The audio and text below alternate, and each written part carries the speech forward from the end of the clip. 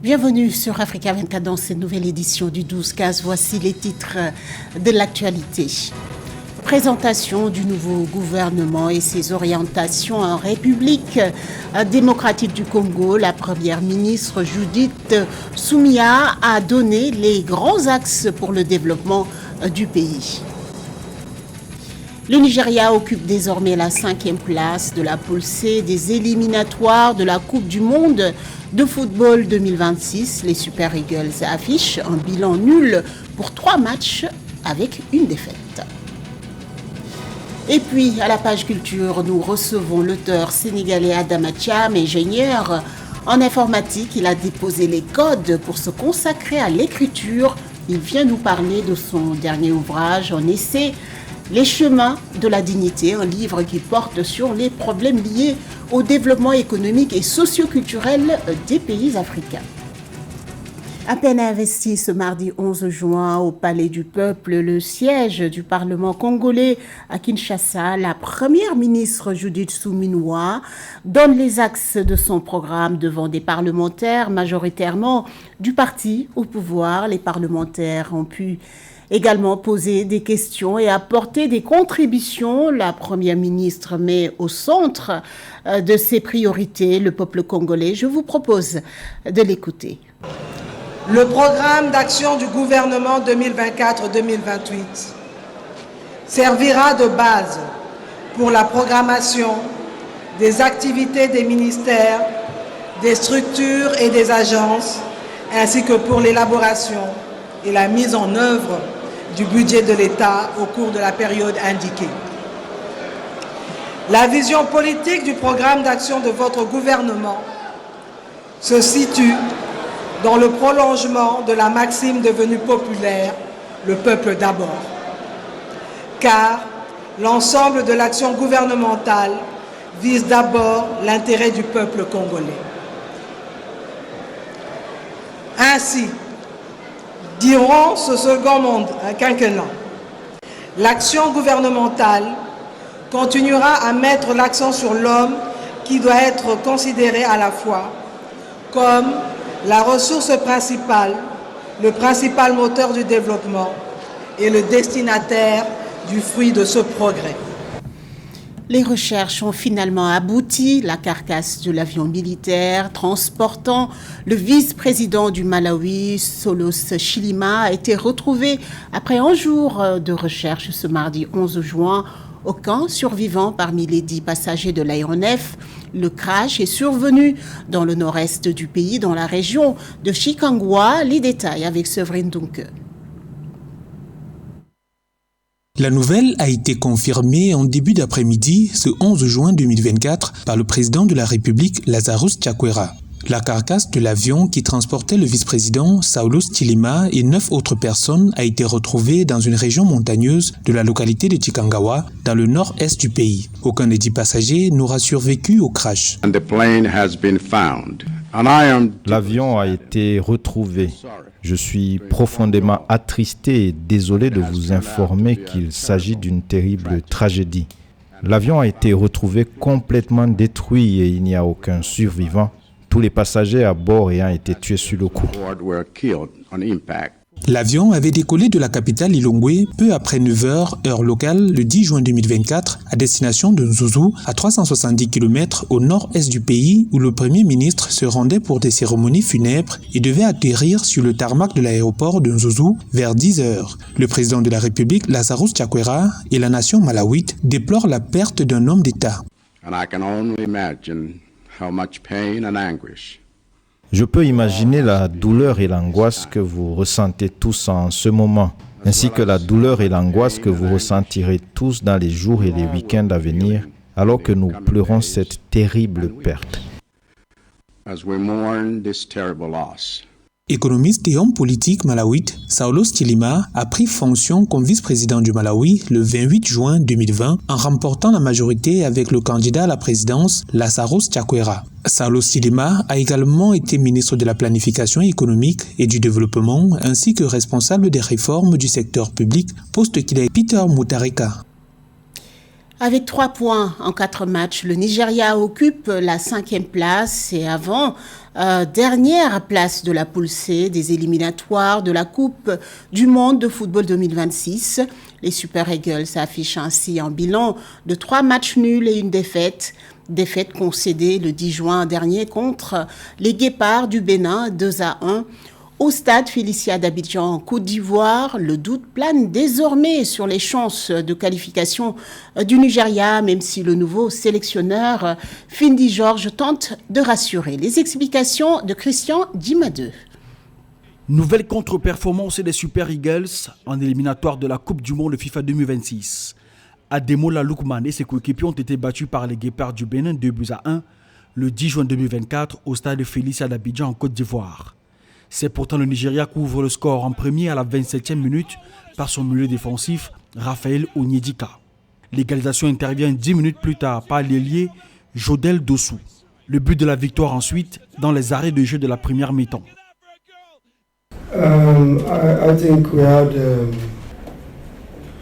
Alors je crois que pour ce match, nous avons commencé de façon fantastique et c'est ce qui a été concrétisé par le but que nous avons marqué. Et après, nous avons manqué de concentration, c'est ce qui a fait que nous avons concédé le but. Nous avons réessayé, l'équipe en place était aussi bien organisée. Et donc, malgré les efforts que nous avons fait n'ont pas pu revenir. Et voici le résultat. Defended deep and we tried, but couldn't get that equalizer. Après 4 matchs, le Nigeria qui faisait office de grand favori de la poule H ne totalise que 4 points, soit 3 nuls, une défaite. Le finaliste de la Coupe d'Afrique des Nations 2023 occupe le 5e rang devant le Zimbabwe et derrière le Bénin, le Lesotho, le Rwanda et l'Afrique du Sud. La position du Nigeria a fait désormais planer le risque d'une non-qualification à la Coupe du Monde 2026, ce qui serait la 2e absence consécutive après 2022. This is football. Alors, il faut dire que nous sommes au football. Ce qui s'est passé, c'est une réalité footballistique. Nous avons eu 3 points. Je crois que nous avons l'occasion de nous replier et revenir encore plus fort pour aborder les futurs matchs. Everything is possible. Afin de mettre toutes les chances de son côté, le Nigeria doit éviter de perdre ou de concéder des scores nuls durant les 6 derniers matchs des éliminatoires de la Coupe du Monde de football 2026. Ses joueurs vedettes, Victor Osimhen, Ademola Lookman, Alex Iwobi, Samuel Chukwueze, Simon Moses, entre autres, devraient positionner l'équipe sur les rails de la victoire. Pour la 5e journée des éliminatoires de la Coupe du Monde, le Nigeria va affronter le Rwanda le 17 mars 2025. Et cette fois-ci, c'est une autre victoire. Les Panthères du Gabon ont arraché une victoire précieuse face aux Scorpions de la Gambie avec un score de 3-1. Lors de cette 4e journée des éliminatoires de la Coupe du Monde 2026, la Côte d'Ivoire, de son côté, n'a pas pu faire mieux qu'un match nul contre le Kenya, un résultat qui offre aux Gabonais une opportunité en or dans leur course à la qualification. Les chemins de la dignité est son dernier ouvrage. En essai, l'auteur Adama Thiam met l'accent sur les mécanismes qui ont maintenu le continent africain dans une marginalisation économique, voire géopolitique. Il explique les dynamismes économiques américains, asiatiques, voire russes face à l'Afrique qui se retrouve prise entre les taux de ces géants étrangers. L'auteur Adama Thiam est notre invité. Bienvenue sur Africa 24. Merci. Les chemins de la dignité est votre dernier ouvrage. Pourquoi ce titre? Ce titre parce que l'histoire du continent m'a inspiré que nous avons eu à subir un ensemble de phénomènes. D'abord le phénomène de la traite arabo-musulmane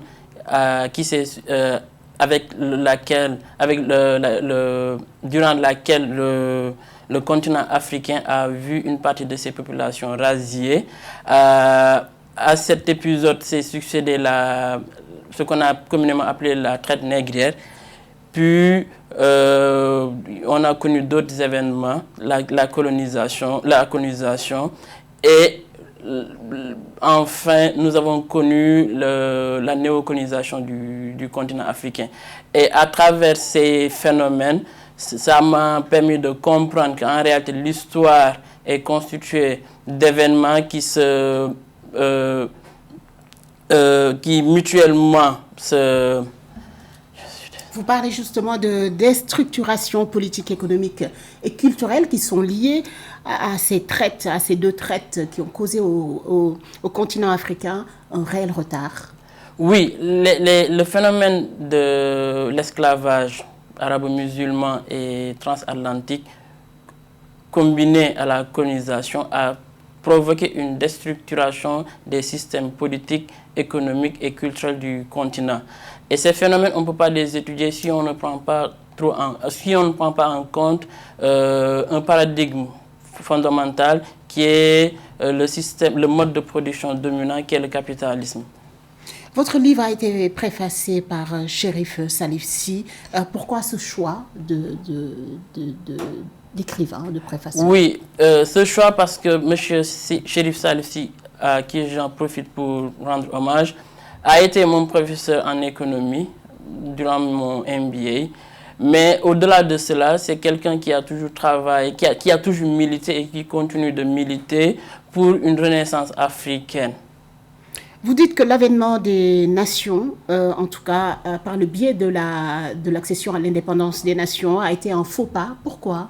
Oui, parce que au lendemain de la Seconde Guerre mondiale, les États-Unis d'Amérique, à travers leur gouvernement, ont imposé aux anciennes puissances coloniales de décoloniser. À partir de là, les Français, après avoir eu quelques soucis également en Asie, en ont profité, conscients qu'ils, de toute façon, les populations africaines aspiraient à s'autogérer, ont essayé d'organiser nos États en transmettant la gouvernance à un personnel qu'eux-mêmes ils avaient déjà formé. À partir de là, on a considéré que les décolonisations comportent en elles-mêmes les tares d'une mauvaise future gouvernance des États africains.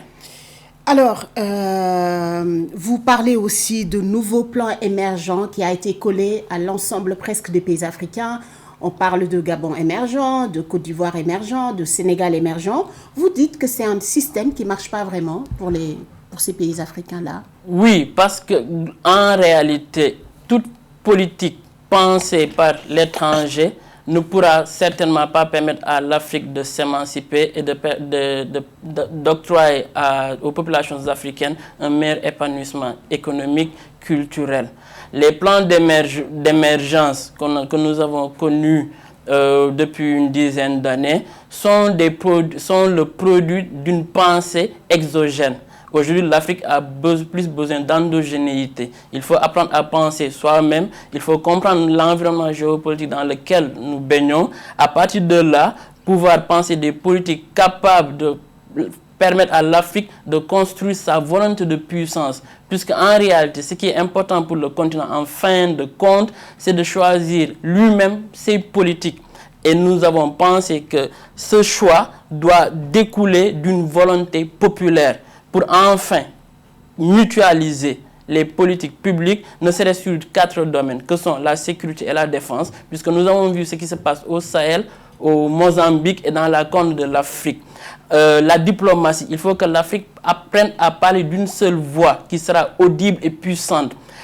Et troisièmement, l'économie. Il nous faut apprendre à mutualiser nos politiques économiques pour permettre à l'Afrique de s'émanciper. Qu'est-ce qu'on appelle par émancipation de l'Afrique? Que l'Afrique soit capable de nourrir ses enfants, que l'Afrique soit capable de vêtir ses enfants, que l'Afrique soit capable de permettre à tout Africain de pouvoir individuellement, par le travail et la morale, de s'épanouir, de se réaliser. Et enfin, l'école. Nous avons pensé qu'il nous faudra harmoniser nos programmes scolaires, l'éducation d'une manière générale et culturelle. Il nous faut aller vers une mutualisation des politiques éducatives en Afrique. Vous dénoncez aussi le rôle néfaste, vous dites, des élites politiques qui participent plus ou moins au pillage du continent. Oui, parce que l'Afrique, durant 4 siècles, 5 siècles, a été insérée dans ce qu'on appelle l'insertion primaire du continent. L'idée, le principe, il est simple, c'est que l'Afrique se contente d'être un pourvoyeur de matières premières et de réceptacle de biens de consommation venus de l'étranger. À partir de là, les politiques africains n'ont pas encore eu le courage de penser par eux-mêmes et de choisir les destins économiques du continent. Et vous proposez une restructuration des organisations régionales. Pourquoi? Oui, parce que à l'état actuel du monde, aucun pays africain n'est assez outillé pour faire face à l'ordre du monde. À partir de là, nous avons pensé qu'il y a un existant et qu'il fallait structurer le continent africain en différentes communautés régionales. La CEDEAO, la communauté de l'Afrique de l'Ouest, une communauté pour l'Afrique centrale, une communauté de l'Afrique de l'Est et une communauté de l'Afrique australe. À partir de là, l'idée est de faire de réels transferts de souveraineté dans les 4 domaines que j'ai précipités: la sécurité et la défense, la diplomatie, l'économie et l'éducation. Et là, vous proposez la création d'un État fédéral.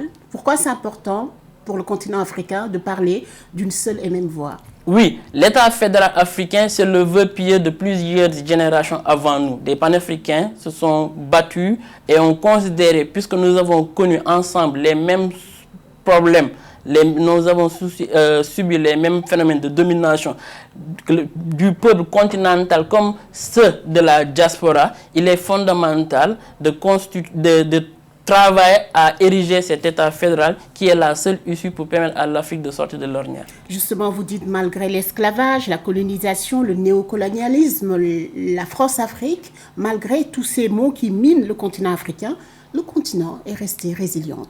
Oui, nous avons un continent digne. D'autres peuples n'ont pas eu cette chance. Regardez ce qui s'est passé au niveau de l'Océanie. Je ne veux pas citer de pays. Ou encore en Amérique. Il y avait des peuples autochtones. Ils ont presque disparu. Nous, après avoir subi 5 siècles de domination, nous sommes toujours debout. Et aujourd'hui, l'une des craintes du monde étranger, en réalité, c'est la poussée démographique de ce continent. Donc les Africains, ils font des enfants parce qu'ils ont encore confiance et foi en un avenir radieux possible. Vous savez que l'Afrique va se compter à coups de milliards d'ici 2050. Et vous dites, malgré les analyses que vous avez opérées dans votre livre, que le problème est plus d'ordre culturel que politique.